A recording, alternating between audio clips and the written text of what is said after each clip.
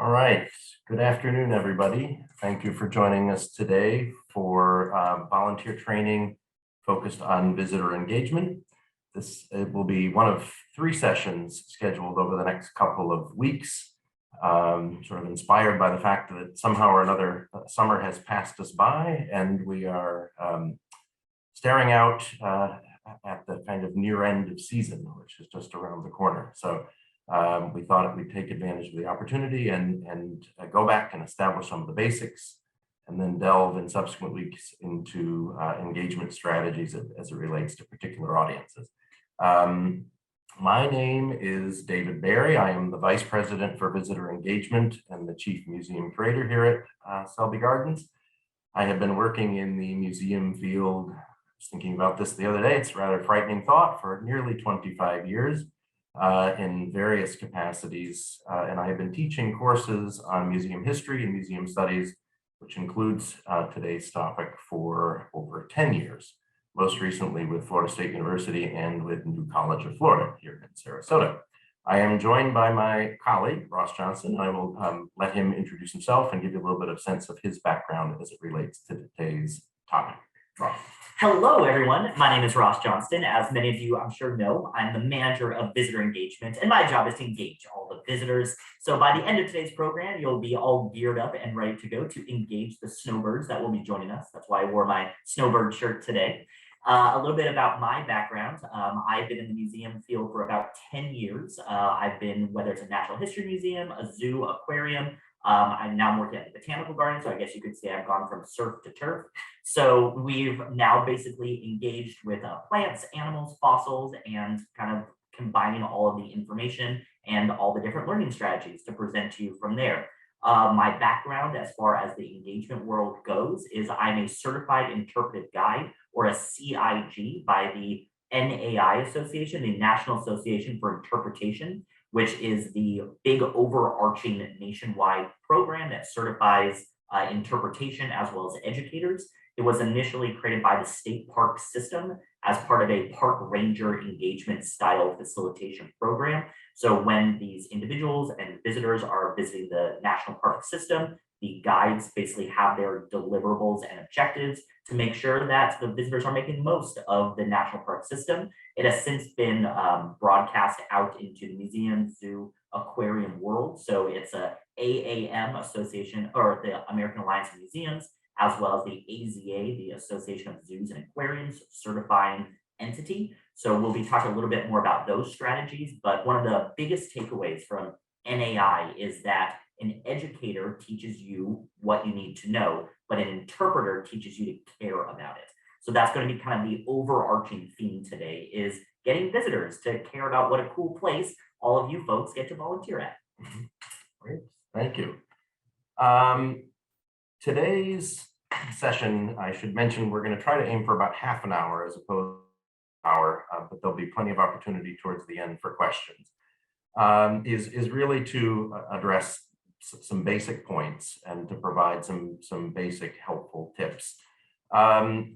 We thought we would start really at the beginning and at the core with this guiding principle, which is that Selby Gardens is for everyone.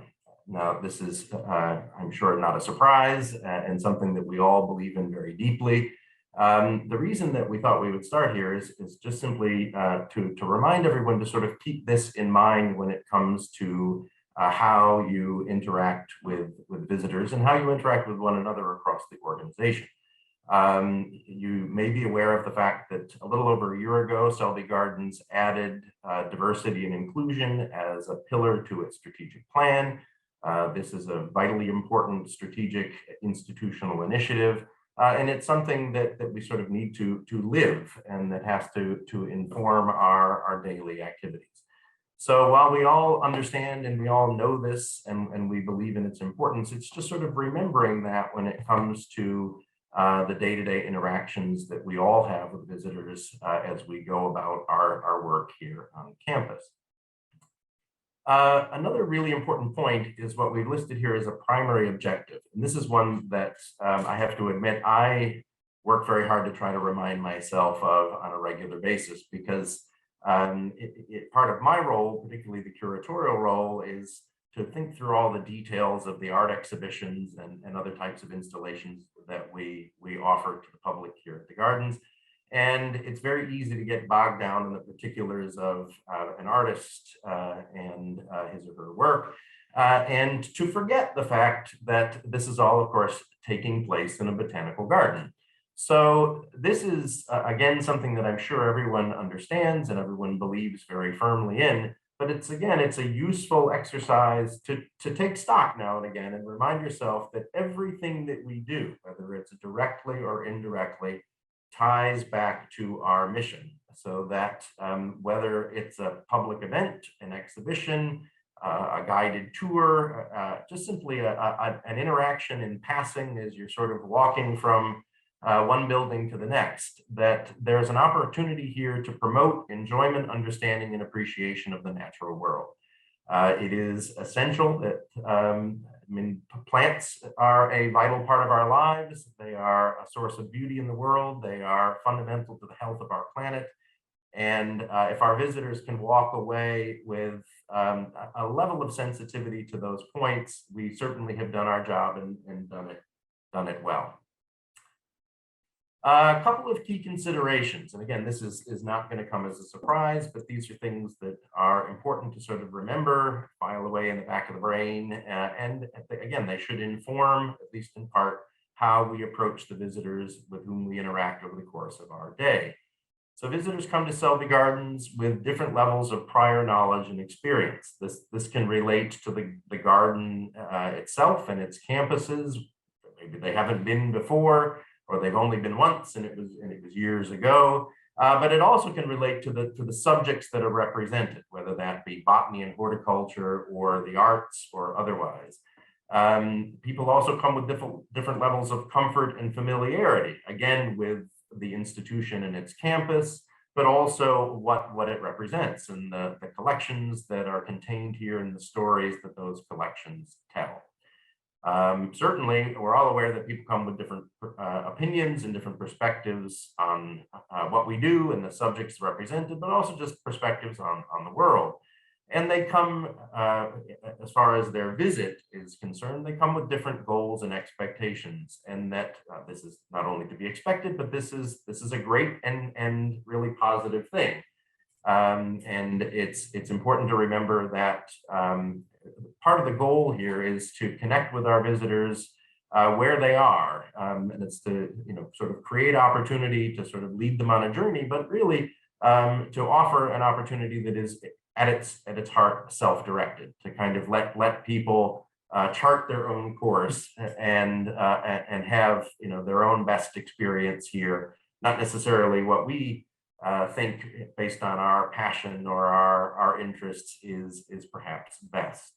Anything to add to that? Yeah, no, absolutely. So all of these are great points, and just the fact that never assume knowledge. So even though that you might be a botanical expert or an art history buff, I mean, what we like to say is that at the start of every tour, we are educated from K to grade, right? So you could be having that kindergarten audience, you could have that lifelong learner audience. They could be a hobbyist, they could be coming in with botanical knowledge, or they're just here because they heard we're a beautiful place. So make sure that you're asking engaging questions, make sure that you're providing those different perspectives from your own background, but then knowing that people are coming in with their own perspectives and backgrounds. So no assumed knowledge, no assumed prior knowledge, just a blank slate.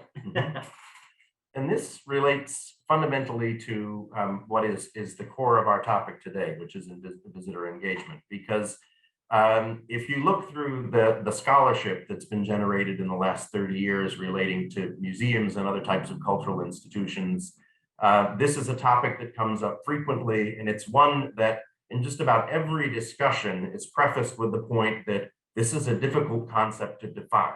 And then what happens is you go through page after page of an attempt to come to some sort of definition as to what this means. But fundamentally, no matter how one chooses to sort of phrase or contextualize it, visitor engagement is about helping visitors to make connections, meaningful connections to the gardens, the campuses, the collections, our exhibition program, other educational programs, other activities from events, to whatever it happens to be. It's about helping people to make connections. And that's where the point that Ross made is vital, about not sort of assuming. It doesn't mean you have to define every term, but if you're engaging with someone or you're interacting with someone and they're not following the line of thought, or it's communicated in a way that doesn't provide them with a kind of hook in where they can hold on and keep up, then the connection is lost. And no matter how brilliant or inspired the idea, or how passionately that idea is communicated, it sort of falls short in the end. Because again, it's about trying to meet the visitors where they are, and then help them to sort of make the connections that will allow them to sort of build understanding and make meaning from their visit. Engagement takes many different shapes and forms, and this again is not going to come as a surprise, but it's good to remember that it isn't just one way in which we engage our audience. Engagement can take the form of all the different interpretive materials, from the signage in the Welcome Center to the map that people pick up, to panels on the walls of the gallery telling the story as it relates to our current exhibition. All of this is a way of helping our visitors to connect with the institution and what we do. Certainly, tours and the classes that Ross organizes, those are absolutely essential forms of engagement, helping us to connect with a really wide range of visitors and diverse audiences. All of our educational programs, school tours, camp, workshops, lectures, like the botanical briefings and historical briefings, all of these things are forms of engagement. Exhibitions, certainly those qualify in all the public events as well. Every sort of opportunity that we offer to our visitor is a chance to make a meaningful connection that hopefully will leave them with something they can take away that's a positive experience, and hopefully entice them to come back and maintain what we hope is ultimately a lifelong relationship with the gardens. We are going to, at least what is for me, go where no Zoomer has gone before, which is to use the poll function, which I didn't even know until yesterday existed in Zoom. But I'm going to hand it over to Ross, and we have a poll that we'd love for you to take part in. It's a series of 5 questions that will inform the next portion of our presentation today. Oh boy, all right, so perfect timing for back to school. We're gonna start with a quiz. Oh my gosh, I'm sure you thought get out of that summer mindset, but here we go. So we are gonna pop up 5 different quiz questions, and these are gonna be gearing you towards what type of museum goer you are.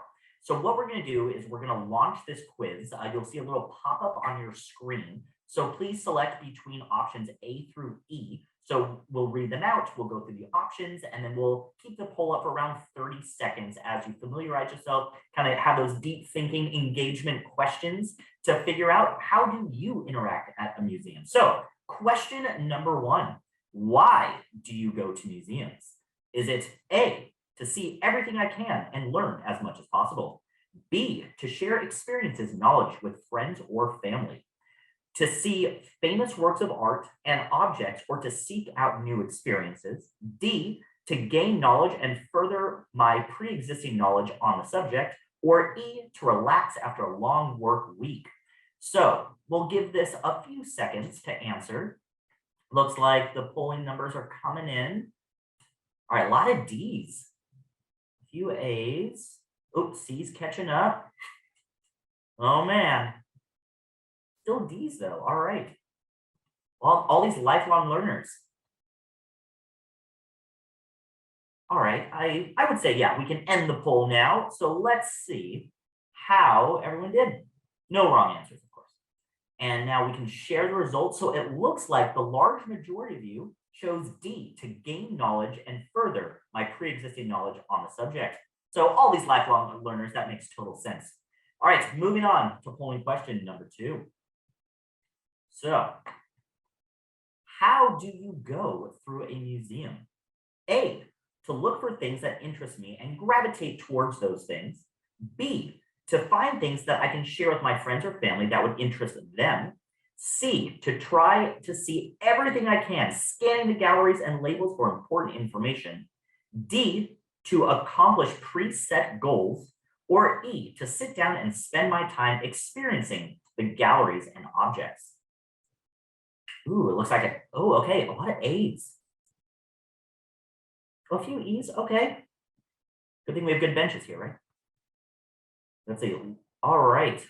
They're still rolling in. A lot of A's. All right. So moving on. So to share the results, it looks like the large majority chose A, to look at things that interest me and gravitate towards those things. All right. So here we go. We're moving on. So up next, we're going to have question number 3. All right, so question number 3 is, how do you react to a crowded museum? A, ignore the crowds and continue to explore. B, to make sure that everyone in my group stays together. C, join in on the fun. I want to be where the crowd is. D, come back another time when it's less crowded. Or E, retreat to the gift shop or cafe. It looks like it might be a tie between D and A. The questions are rolling in. Do you have an answer for this one? Oh man, I don't know. I mean, this is tough. I mean, I really do like the gift shop. But you know what? I mean, I would really say it depends on the mood, depends on the weather, you know, depending on indoor, outdoor spaces. So it looks like the majority of you chose A, to just ignore the crowd and keep on going. All those trailblazers. I love it.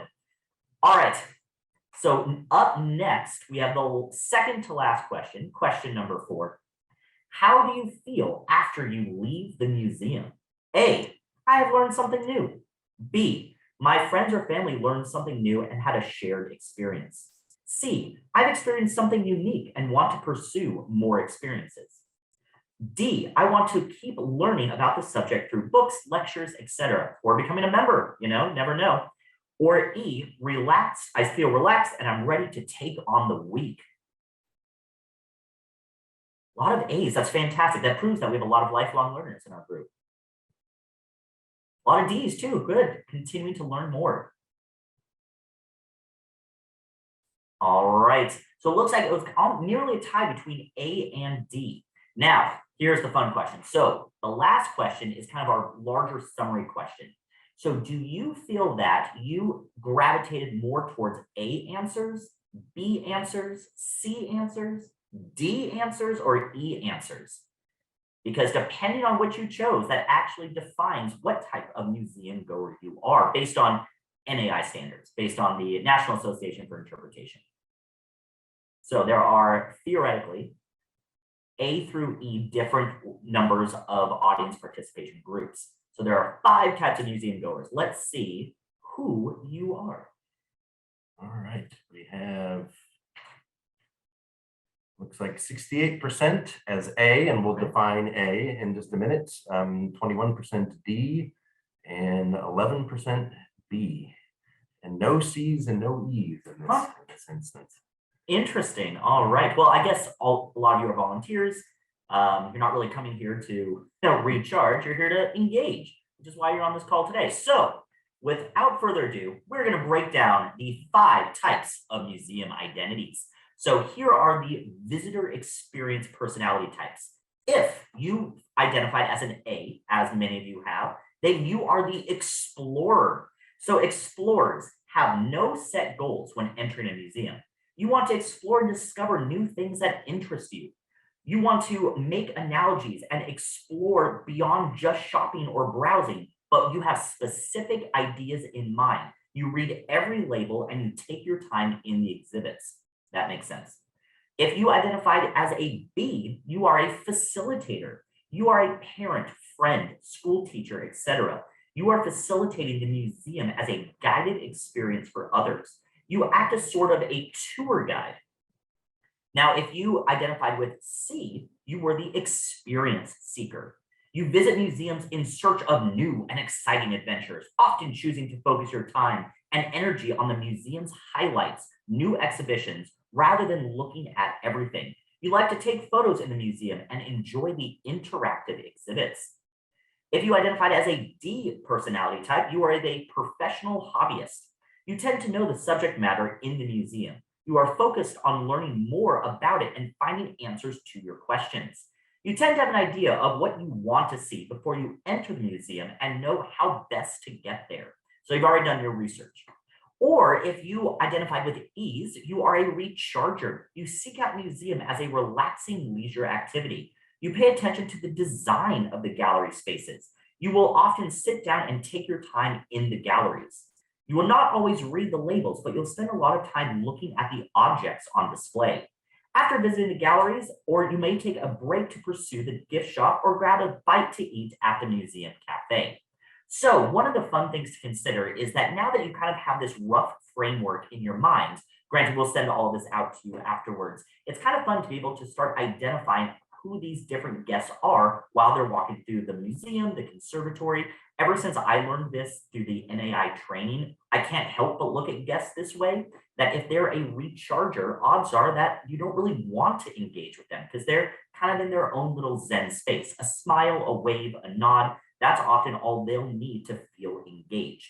Versus the experience seeker that is going out. They want to find the new exhibit. They want to find the seeing the invisible-esque technology. So they're coming in, they've already researched the map. How do I get to where I'm going? So they don't really have time for the chatting. They want to get to where they need to go. So you can tell them the shortcut, or hey, the museum closes at 4:30. The rest of the garden closes at 5. Make sure you swing by that exhibit first. So it's fun to start to be able to engage, almost size up the guests, make sure that you're making the most of their experience and that you're providing them with the keys and tools and everything that they need in order to feel supported in their own personality types. So the terminology used here, as Russ mentioned, it's part of the interpreter, the NAI sort of standards and practice. A lot of this comes from the work of a man named John Falk. This is referred to specifically in his book called Identity in the Museum Visitor Experience. The field of museum studies, there's a huge amount of information being added to every year, particularly as it relates to visitor studies. And there are a lot of different takes on this topic of visitor identities and different terminology that's used.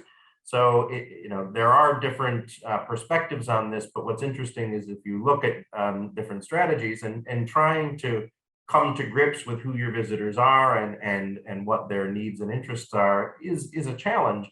And again, there are different terms and different sort of phrases that are used, but there are points in common and there are sort of consistent threads that you can find through the different perspectives, scholarly and otherwise, that have been kind of brought to bear on this topic. But this is one way, as Ross is saying, to sort of think about visitors and remember, like we were talking about before, that they come with different opinions and perspectives. They come with different goals and objectives, and they have a different sort of level of comfort and familiarity with what we offer.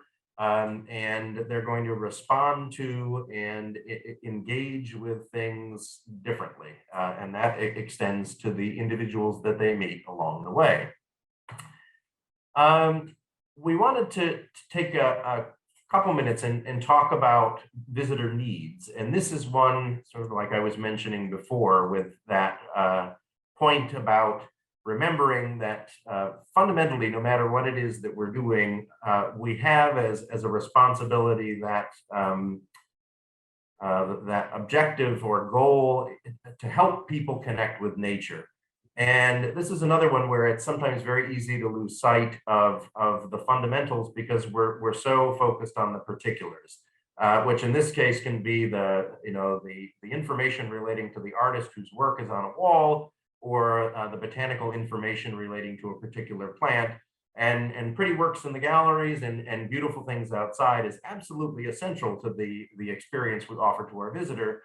But so too are things that sit outside of what you might think of as content, or say factual information. That what makes a positive overall sort of holistic experience for a visitor is that and Selby Gardens is fortunate to be able to offer those types of things to its visitors at the very highest level, but it's other things as well, and this list sort of addresses some of those. One is a sense of welcome, and that can be a greeting on the part of staff or volunteers as visitors work their way across campus, but it starts from the very moment that they enter the Welcome Center, or even the very moment that they have the thought to come and they might access our website. Is there a sense that this place is for you and that you belong there, or do I get the vibe that that they don't really want me there? I have a feeling if that's the sense that's communicated, most people are going to turn right around, no matter how beautiful the plants or how inspired the art on the walls, and they're going to go somewhere else. So that sense of welcome is fundamental. It's foundational to a good overall experience. Orientation relates to the ability of our visitors to find their way around. So that's a printed map that they can carry with them, and it's signage around the estate to sort of let them know where they are, where they want to go, and how to sort of chart the course and all those points in between. Communication relates to the ability of a visitor to ask a question and to be helped along the way, to know where to go and have a kind of an outlet if they have a question and they have a need that has to be addressed. Socialization is particularly if you again look to the scholarship, and just as a museum goer based on your own experience, this is a big part of museum going and interacting in sort of cultural spaces like ours, is the opportunity to sort of share that experience with a friend and with the crowd. Sometimes, even if you don't know who everybody is, it's an opportunity to get out of the house, get off the couch, and interact with the wider world. Enjoyment is absolutely essential to this. I've talked with my students before about this sense that I think sometimes people have that, particularly those that work in cultural organizations, that the wider world is just sitting there waiting to be enlightened and uplifted and bettered. And not everybody sits around and thinks, yes, I want to be enlightened today. Sometimes people are just like, I have 2 hours to spare and I want to have a good, enjoyable, fulfilling time. And where do I want to go that I feel welcome and that I'm inspired and engaged in a meaningful way? So enjoyment is not a bad thing. It is absolutely a good and essential part of a positive museum going or garden going experience. Directly tied to that are what the other elements on this list: being comfortable and feeling safe in this environment, safe to ask a question, and to be able to sort of go through that process of discovery that this is ultimately all about. Having choice, basically being able to self-direct to a degree in terms of the kind of experience and the kinds of interactivity one wants to engage in. Tied directly to that is a sense of control, that you have a little bit of ownership and a little bit of agency as it relates to your experience. And the bedrock of this is trust and respect. These things, trust is what one hopes to earn with the visitors through all the work that we do, and it's based on communicating a sense of respect, that people feel like even if they're not an expert in botany or horticulture or in the arts or whatever it happens to be, that their perspective, their questions, whatever they are, that they're valued, respected, they're taken seriously, and that we're here to support their overall visit and experience, and that it ultimately is a very positive one.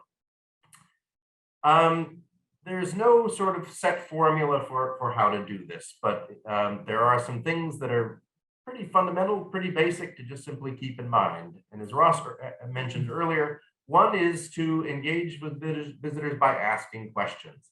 The flip side to that is ultimately giving time to listen to what the answers to those questions are. And while this is obvious and while we all know this, sometimes in our enthusiasm for the subject matter, we'll ask the question and then we sort of fill in the space with the information that we're looking to share, because and we may be right that that information is fascinating and people absolutely love to know it.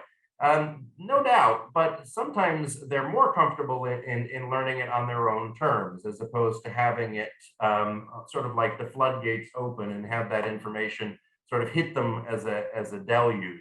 So asking questions as a form of engagement is essential, but so too is listening to the ideas or perspectives that a visitor brings to that conversation. A lot of this is about encouraging discovery, and one way to potentially qualify this is sort of self-discovery or self-directed discovery. Our fundamental goal is to sort of set up opportunities. It's not necessarily to provide every answer, certainly to provide the help to enable people to make connections and to develop a level of understanding. But it's sort of like, setting up a vacation for someone and then going and taking it on their behalf. That kind of spoils the fun. There's a little bit of this where it's about setting someone else up to make the connections as opposed to making the connections for them. And there's a little bit of a balance to be struck there, but it's remembering that we're there to kind of support other people's visits and experiences, not just sort of fulfill ours. And tied to that is the sense of active participation. Not to force someone into doing something, but to make sure that they're aware that there are opportunities and that they are encouraged to take part if they feel comfortable, and as a way to kind of enrich or enhance their experience. And the last two are really straightforward, but they're absolutely vital. One is being positive, and the other is having fun. As we think about in our daily lives, if you're interacting with someone who doesn't look like they have the time or they don't care, or if they're beet red through their anger or their frustration, or they don't look like they're enjoying the experience themselves, it's just that much harder for someone else to sort of think, yeah, this is the place I want to relax, this is the place I want to spend my time, this is the place I want to bring my family, this is the place where I want to learn and interact, and ultimately take something away that that can benefit them in their daily lives. Any perspectives on that? So one of the reasons that we're so appreciative that all of you are part of this team, that we're able to be on your team, is that you are acting as the face of Selby. That as much as we're out there doing walk and talks or engaging with members or just general public, we are so appreciative that you're out there triple the amount of time that we're able to be out there, which puts you in a really special place in the sense that you're the face of Selby. And that Selby's a really cool place. Art, science, archaeology, that we have all of this stuff that you're able to share with the public. Now, with that being said, I know one of the questions we get a lot from the volunteers to the managers is, what if I don't know something? Or, oh no, the plans are always changing, and that we have a hard time keeping up with that too. I mean, with that being said, there's the two different kind of reframing perspectives you can take, where rather than being kind of getting down on yourself, one of the ways that you can think about it is, no matter what, no matter if they are a PhD level botanist, whether they have 20 plus years of background experience, I can guarantee that you know something they don't know. So by going into this perspective, you can say, well, even if you don't know the answer to the question, rather than saying, I don't know, which is an okay answer, you can say, oh, you've stumped me, let's learn together.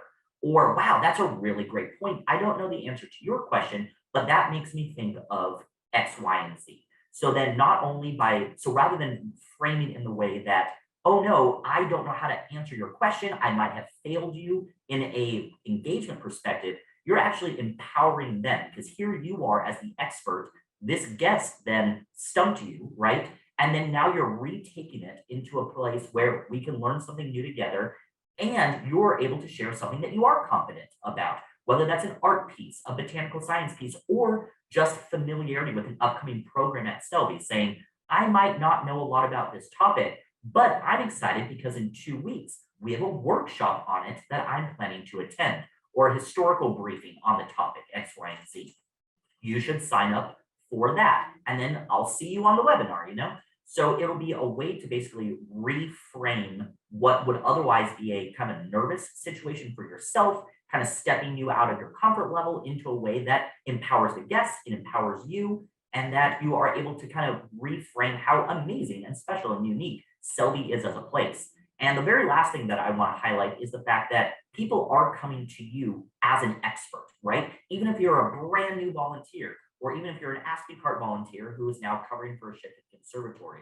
So even if you're kind of brand new or unfamiliar with your current role, not only will you just learn from being here, but these guests will see you as the expert. So share with them your favorite things. That even if you're a brand new volunteer, I think it's really cool with a chocolate tree, or take a look at the bamboo, or walk through the art exhibit for this new special temporary program.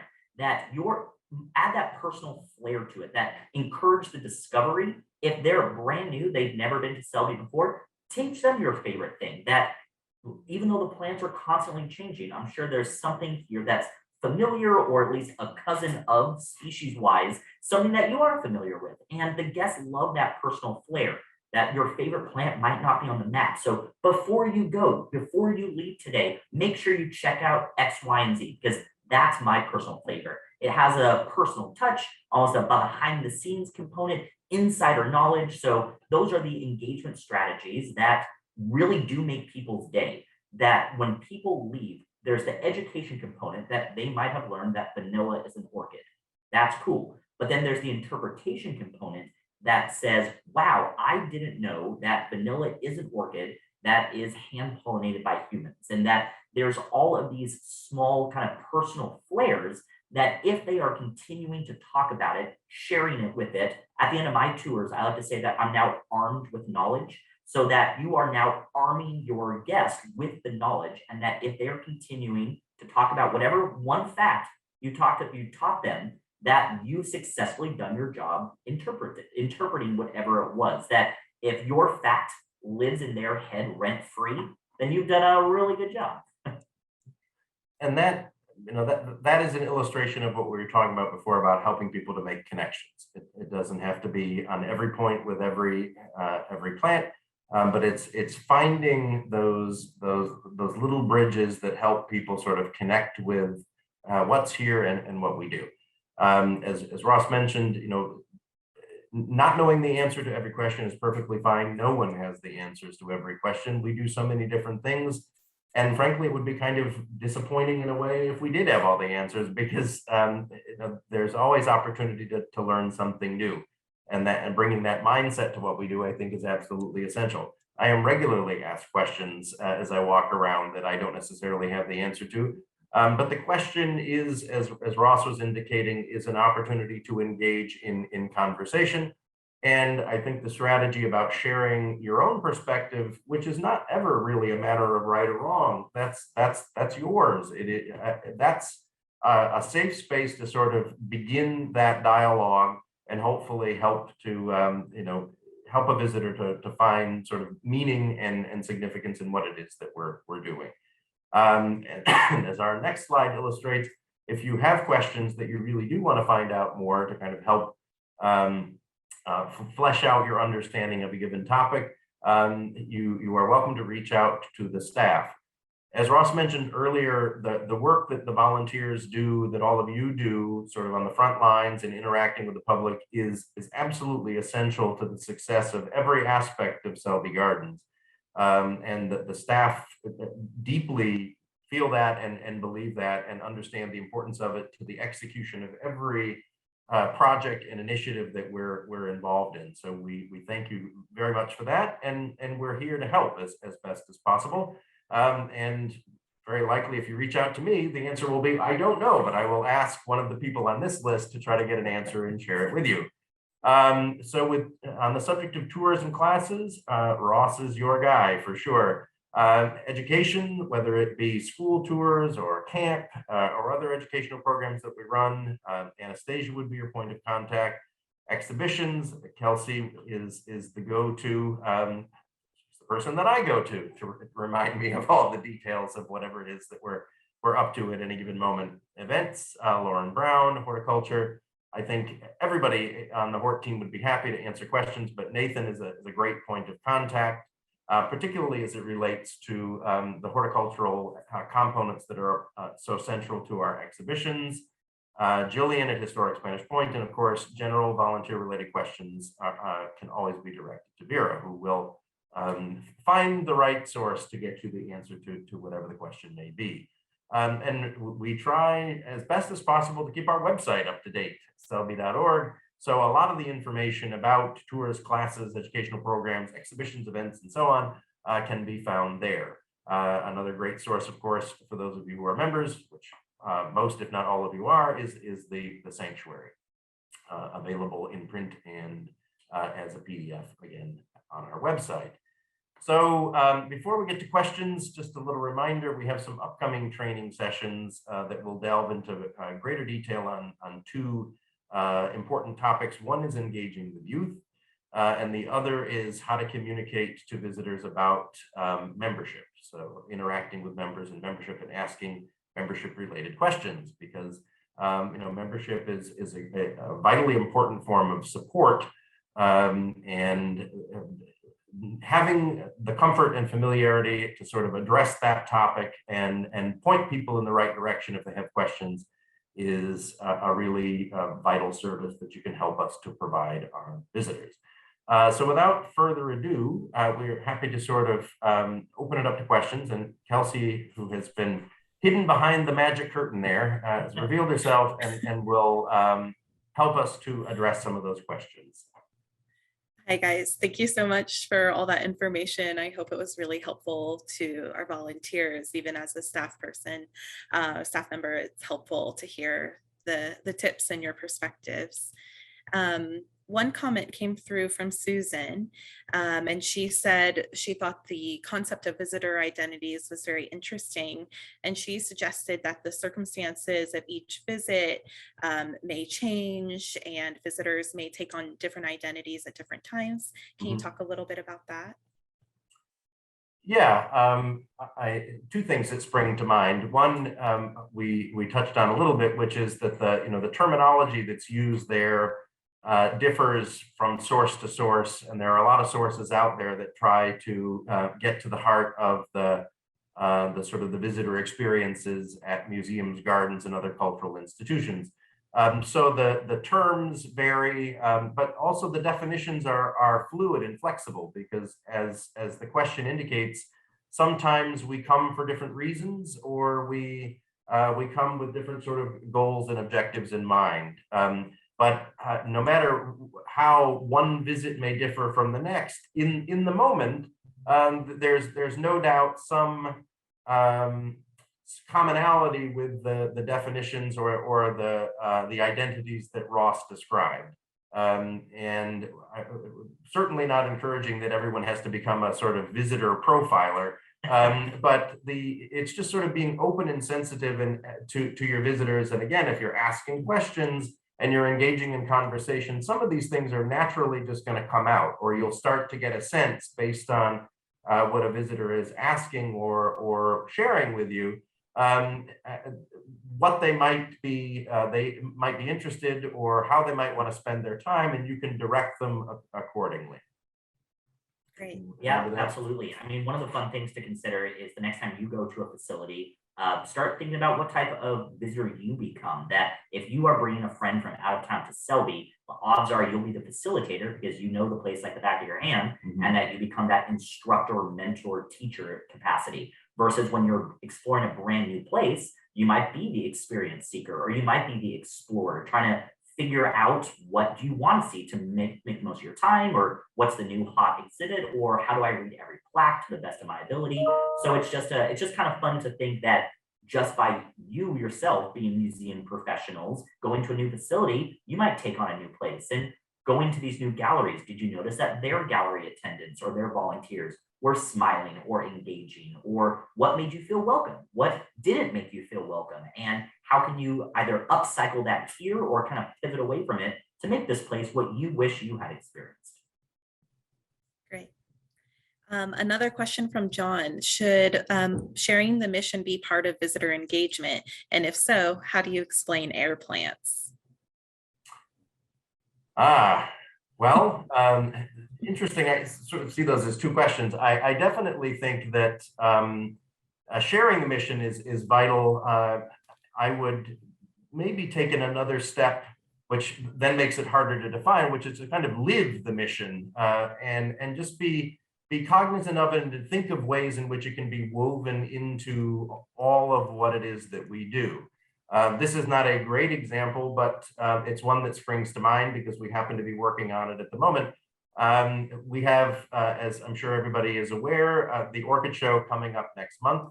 And we will be featuring the work of a dedicated group of very talented volunteer photographers who have been documenting the living plant collection. And to me, what you'll see in the galleries, of course, are these beautiful photographs that are, forms of botanical evidence, but also quite exquisite works of art.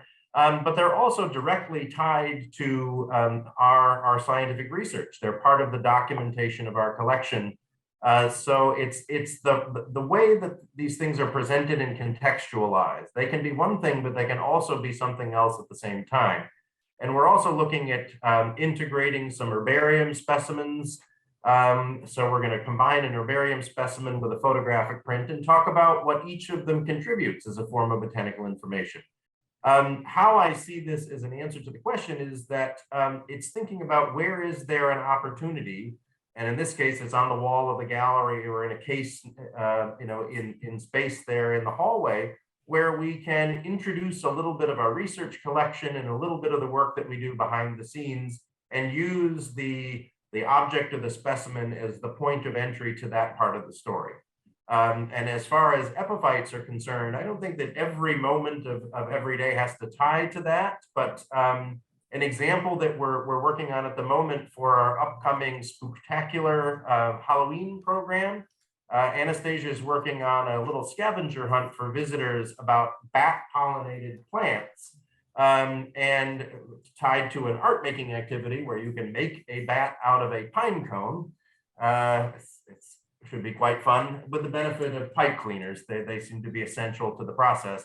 But the scavenger hunt, you sort of start with bat and spooky and Halloween, and you get to pollinated plants, some of which I believe are epiphytic. So you can sort of follow that line of thought to, okay, you've made this craft activity, you've been given the scavenger hunt, you're off in search of these plants around the gardens, and you get to one that's growing out of the ground. That's a sort of a strange concept, a plant that doesn't have its roots in the soil. And there's an opportunity to use that moment to kind of help people make a connection to that plant and what it represents, and how the kind of care and study of those types of plants are central to what Selby Gardens is all about.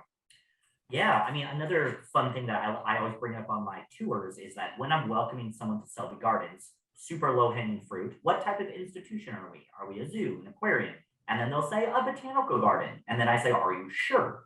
And then they're like, well, what do you mean? And then I start to go into the context of what a living museum actually is, that our plants are art and our art is plants. So we have a little bit of both. And then one of the other conversation pieces, because I'm all about analogies, is that we're kind of an epiphytic institution, that we're a botanical garden that has art as an epiphyte onto it, that we started as a garden, and now we have since gotten this epiphyte of art hanging on to us. So it's kind of cool that we are in and of itself an epiphytic place, that our epiphyte, our art is supported by our plants, right? That our archaeological research is supported by our natural history.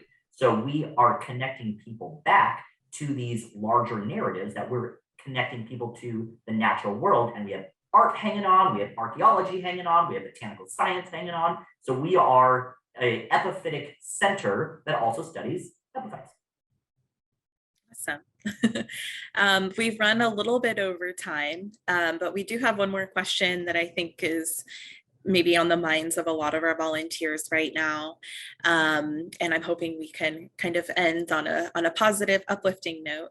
How should I respond to a visitor who is very unhappy with the construction, destruction related to the master plan?